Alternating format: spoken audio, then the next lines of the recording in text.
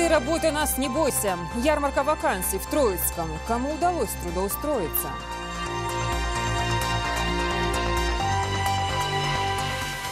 ЧП в Назрани. Дотла сгорел жилой дом. Обошлось без жертв.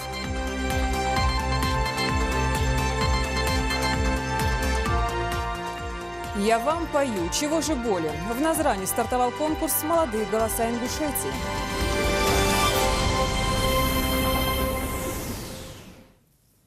Это новости 24, в студии Лейла Цурова. Добрый вечер. Недемократичные словесные выпады главного либерала-демократа Владимира Жириновского стали поводом для заседания Совета Народного собрания в Ингушетии. Провокационные призывы эпатажного политика в отношении народов Кавказа уже давно перешли все этические нормы, считают депутаты.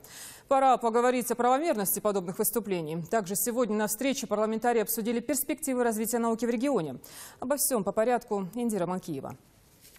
Участники Совета обсудили текст совместного обращения парламентов Ингушетии и Кабардино-Балкарии в органы власти страны. Парламентарии предлагают дать правовую оценку недавним публичным высказываниям в телеэфире лидера ЛДПР Владимира Жириновского. Руслан Гагиев уверен, что своими скандальными заявлениями Жириновский не только нарушил этические границы, но и вышел за рамки юридических норм. Мы просим совместно с нашими коллегами из Кабардино-Балкарии, прокурора Российской Федерации, руководителя Следственного комитета, чтобы они дали правовую, этическую и вообще по всем параметрам оценку этих высказываний Жириновского. Также на собрании был предложен законопроект о науке и научно-технической деятельности. Целью этого закона является дать возможность на территории республики упорядочить работу научных учреждений и дать возможность развивать науку в республике. В этом законе есть еще достаточно, ну скажем так, белых пятен, не до конца проработанных положений. Поэтому существует сегодня группа, которая работает над этим законом. Депутаты также поддержали законодательную инициативу парламента Карачаево-Черкесии о внесении изменений в федеральный закон о государственной регистрации юридических лиц и индивидуальных предпринимателей. Данный законопроект обусловлен необходимостью воспрепятствования ложной миграции организаций между субъектами Российской Федерации. Индира Манкиева, Юнус Сычуев, новости 24. Около 50 работодателей региона, свыше 5000 вакантных мест по всей России. Реальная возможность трудоустройства на ярмарке вакансий в Троицком. Представители госучреждений и индивидуальные предприниматели республики предлагают работу всем желающим. Здесь же, в швейном цехе Троя, можно было посмотреть и на результат трудовых будней людей, уже заполучивших свое место. Фатима Кариева присмотрелась. На ярмарке вакансий каждый имел возможность получить полную информацию о ситуации на рынке труда, о наличии вакансий на предприятиях и организациях республики, а также в регионах России на разовые, временные и сезонные работы. Благодаря помощи Международного центра в этом году мы устроили более 300 человек за пределами СКФО. И наши предприниматели здесь также предлагают рабочие места. Около 45 наших предпринимателей приехали и предоставляют базу вакансий для трудоустройства. Для людей с ограниченными возможностями и матерей, чьи дети не достигли 3-летнего возраста, была предложена надомная работа по пошиву сырья. Фатима Томова в числе тех, кому повезло. Если с утра она считалась безработной, до конца ярмарки она была трудоустроена. Я сегодня получила швейную машину. Это выгодное дело, я думаю, каждый работодатель хотел бы, как бы я, и работать и продвигаться в своем бизнесе. На ярмарку прибыло около 50 работодателей и свыше 300 безработных. Также было представлено свыше 5000 вакантных мест из городов России. К примеру, Ханты-Мансийский и Малонинецкий округ предоставил вакансии для врачей, фельдшеров и менеджеров. Здесь же работодатели и безработные могли пообщаться между собой по скайпу. Наряду с вакансиями предприниматели представили на ярмарке свою продукцию. Среди прочих швейная продукция, выпускаемая фабрикой Троя. Желающие смогли приобрести одеяло, подушки, пледы и многое другое по цене ниже рыночной. Для жителей республики были предложены вакансии на предприятиях и организациях аграрного, строительного, промышленного комплексов, а также в сфере образования, здравоохранения и ЖКХ. Мы бы, конечно, хотели не работать, только веселиться, но, к сожалению, так не происходит. Мы должны работать. И это большое благо, что сегодняшняя ярмарка способствует поиску и рабочих мест. И главное, что мы сегодня можем некоторой части наших жителей гарантированно обеспечить трудоустройство. Ярмарка вакансий рабочих и учебных мест способствует значительному снижению напряженности на рынке труда и ликвидации безработицы в республике. Фатима Кариева, Магомед Дидигов, Новости 24. ЧП на улице Московская. Сегодня в Назране загорелся щитовой домик. От жилья ничего не осталось. Жертв и пострадавших, к счастью, нет. На месте побывала Зарема Евлоева. Щитовой домик во дворе центральной котельной на Назране сгорел всего за час. В нем жила семья Индиевых. Лиза, мама 3 детей, работает в управлении судебного департамента. Здесь семья прожила 10 лет. По счастливой случайности днем во время пожара дома не было детей. Как раз в этот день они в первый раз пошли в школу Марем в Магасе, где учились во 2-ю смену. Случись это хотя бы на день раньше, дома была бы 8-летняя Хава. В прежней школе она училась в 1-ю смену. Лиза понимает, что жить в таких условиях опасно, но денег на то, чтобы сменить жилье, у семьи просто нет. Нам позвонил диспетчер этой котельной, вагончик ваша щитовая комната, вся пристройка, все горит, пожарная. И мы приехали. И сейчас у меня ни дома, ни крыши, ничего, как видите, не осталось. Уже который раз жители республики слышат о возгораниях, причиной которых становится замыкание электропроводки. Менее 2 недель назад в сельском поселении Кажево в результате пожара погибло 3 детей. Предварительная причина пожара – это замыкание электропроводки. Со слов хозяина, со слов очевидцев.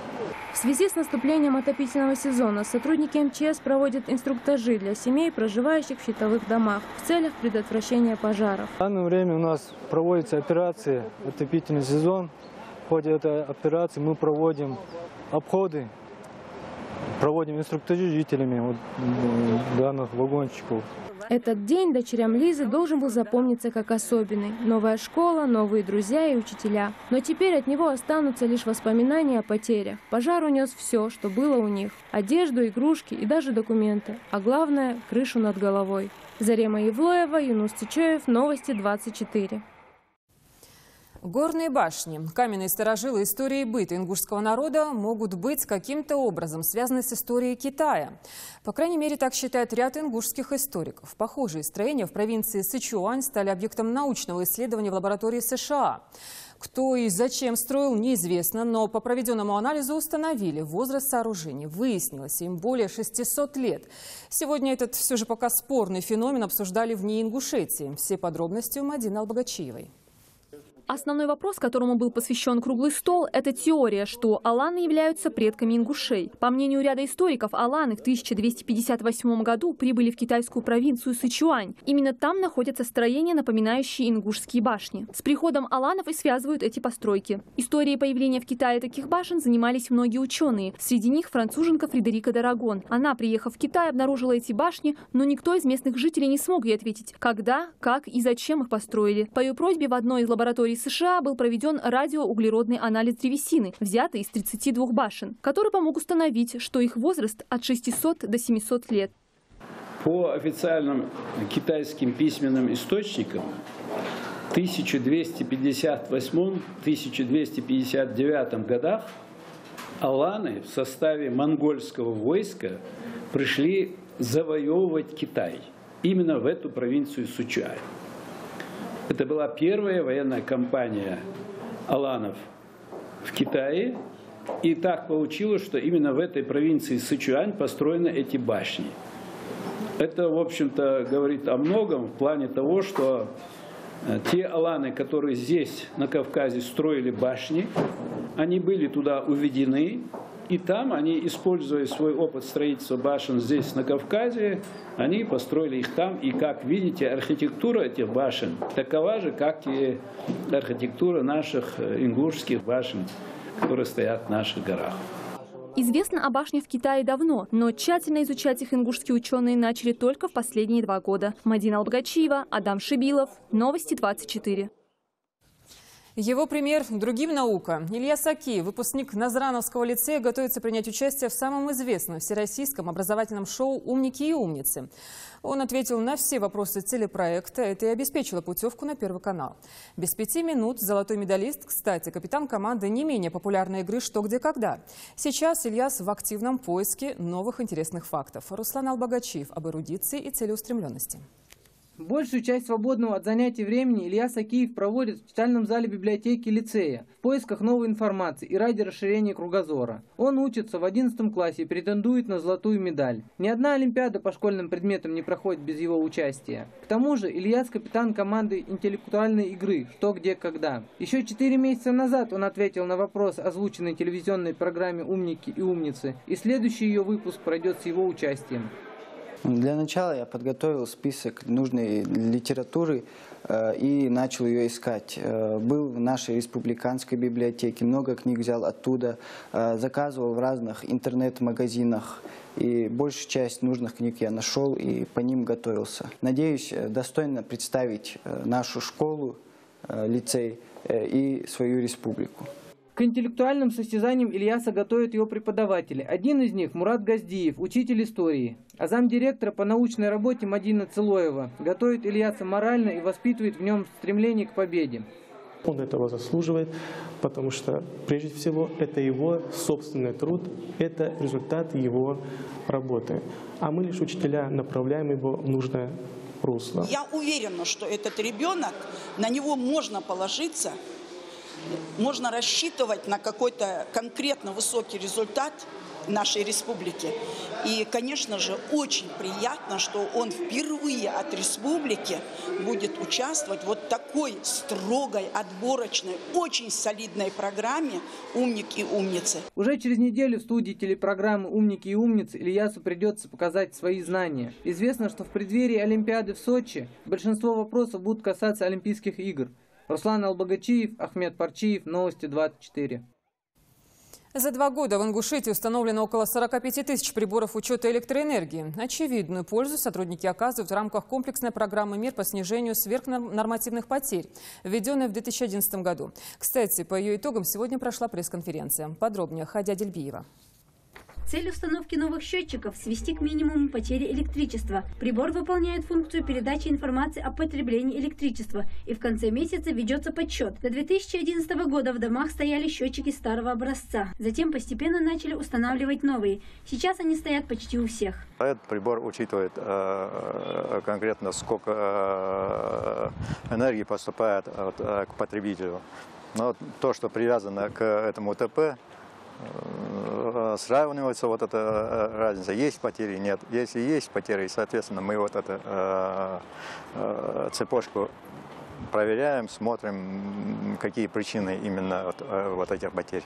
Сейчас работы по установке счетчиков приблизились к концу. За 2 года в Ингушетии установлено около 45 тысяч приборов учета. Работы велись в 2 этапа. Сначала приборы устанавливались, затем шла наладка исправления ошибок. Как отмечают специалисты, система сложная, к тому же ранее не было опыта работы с ней. Недалеко то будущее, когда бытовые компании будут предлагать использовать ночные тарифы. Потребитель согласен стирать, готовить, там, так сказать, ночью в основном. В такие режимы он вправе будет выбирать тариф. Диба Муцольгова уже полгода пользуется новым прибором учета и отмечает удобство и качество работы счетчика. Этот счетчик мне больше нравится. Вот он, когда там замыкание, там что-нибудь включишь неправильно, там пробки выбивает, у этого не выбивает пробки. Ну и деньгами, мне кажется, он намного экономичнее, чем тот. У меня многодетная семья, у нас компьютер дома, у нас телевизор дома, холодильник, стиральная машина. Мне кажется, вот этот счетчик мне больше уделяет экономии, чем тот.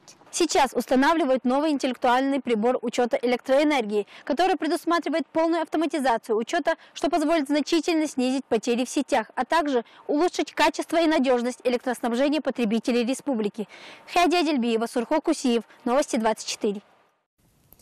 Героям слава, современникам покой. В самом центре Назрани скоро появится сквер Героев Отечества.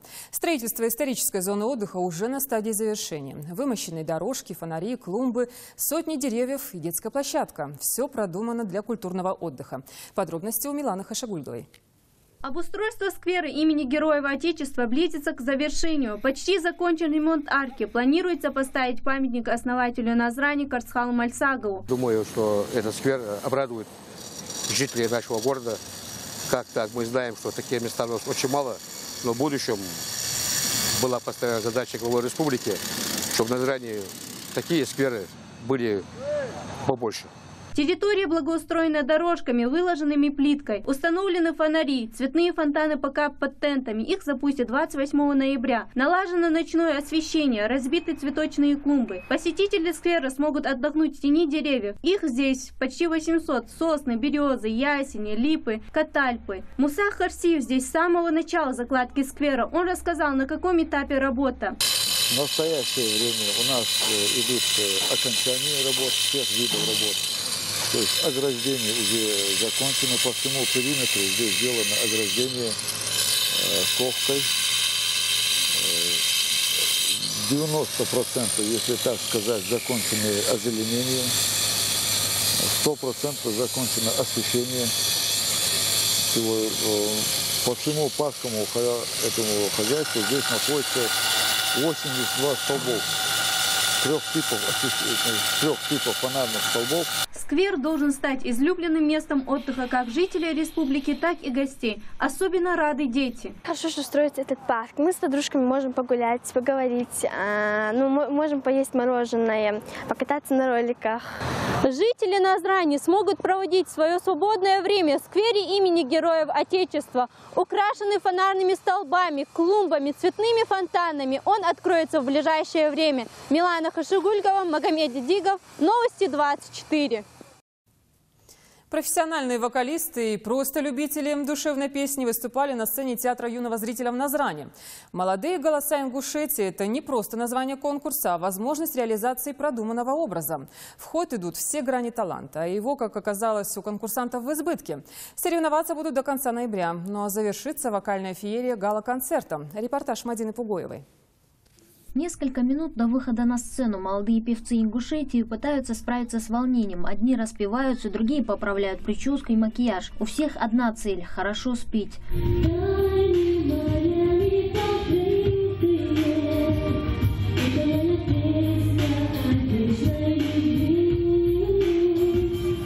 За этим выступлением 3 месяца каждодневных репетиций. Конкурсантка Петимат Тачиева признается, пела везде, по дороге в школу, дома и даже тихонько во время уроков. В такого рода конкурсе девочка участвует не первый раз, но все же каждый выход на сцену для юной певицы особенно волнителен. Очень хотела участвовать, само собой, очень хочу выиграть, потому что, на самом деле, для меня это очень серьезно, много значит.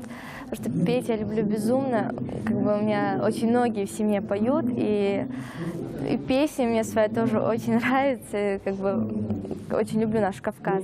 Петимат выступает в образе горянки, а значит, нужно не просто спеть, но и показать свои танцевальные способности.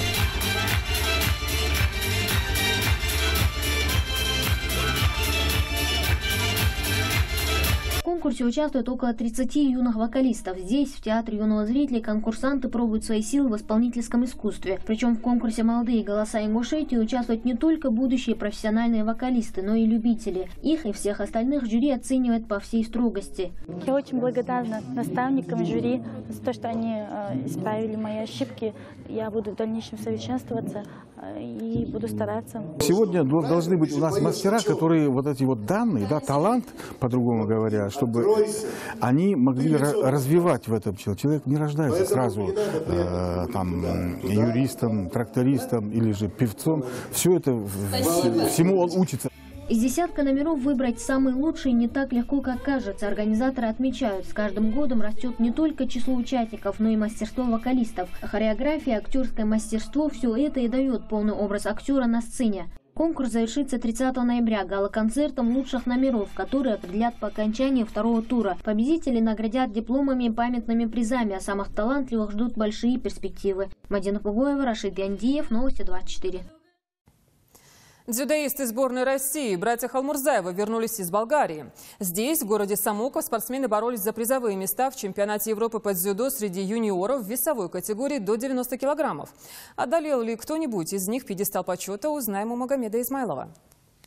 Чемпионат Европы проходит в Болгарии с 13 по 18 ноября. В нем приняли участие спортсмены из всей Европы, в том числе и сборной России по дзюдо, куда с февраля этого года входят братья Халмурзаевы, Хасан и Хусейн. Они выступают в весе до 80 и 90 килограмм соответственно. Хасану Халмурзаеву удалось подняться на вторую ступеньку пьедестала.